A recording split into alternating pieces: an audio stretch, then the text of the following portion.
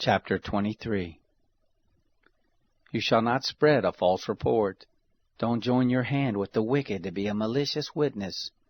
You shall not follow a crowd to do evil, neither shall you testify in court to side with a multitude to pervert justice, neither shall you favor a poor man in his cause. If you meet your enemy's ox or his donkey going astray, you shall surely bring it back to him again.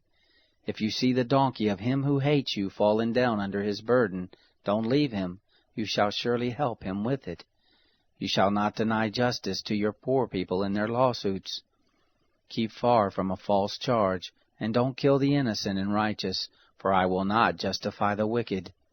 You shall take no bribe, for a bribe blinds those who have sight, and perverts the words of the righteous.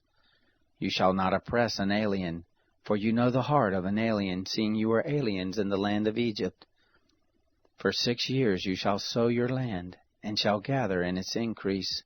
But the 7th year you shall let it rest and lie fallow, that the poor of your people may eat, and what they leave the animal of the field shall eat. In like manner you shall deal with your vineyard and with your olive grove. 6 days you shall do your work, and on the 7th day you shall rest, that your ox and your donkey may have rest, and the son of your handmaid, and the alien may be refreshed. Be careful to do all things that I have said to you, and don't invoke the name of other gods, neither let them be heard out of your mouth. You shall observe a feast to me 3 times a year. You shall observe the feast of unleavened bread. 7 days you shall eat unleavened bread as I have commanded you, at the time appointed in the month Abib, for in it you came out from Egypt. And no one shall appear before me empty. And the feast of harvest, the firstfruits of your labors which you sow in the field, and the feast of harvest at the end of the year, when you gather in your labors out of the field. 3 times in the year all your males shall appear before the Lord God. You shall not offer the blood of my sacrifice with leavened bread, neither shall the fat of my feast remain all night until the morning.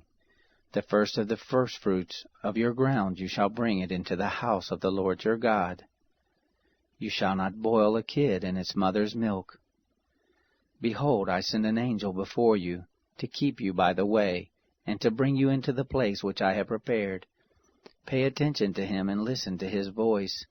Don't provoke him, for he will not pardon your disobedience, for my name is in him.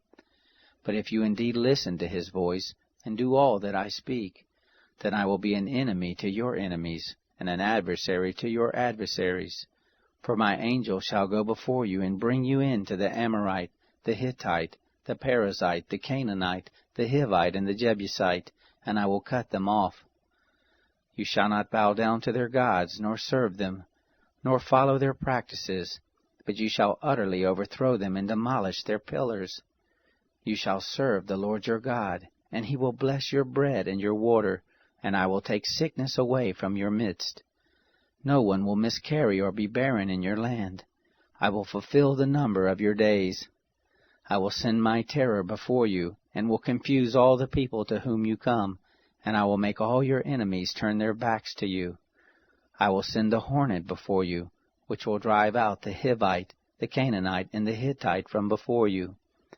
I will not drive them out from before you in 1 year, lest the land become desolate, and the animals of the field multiply against you.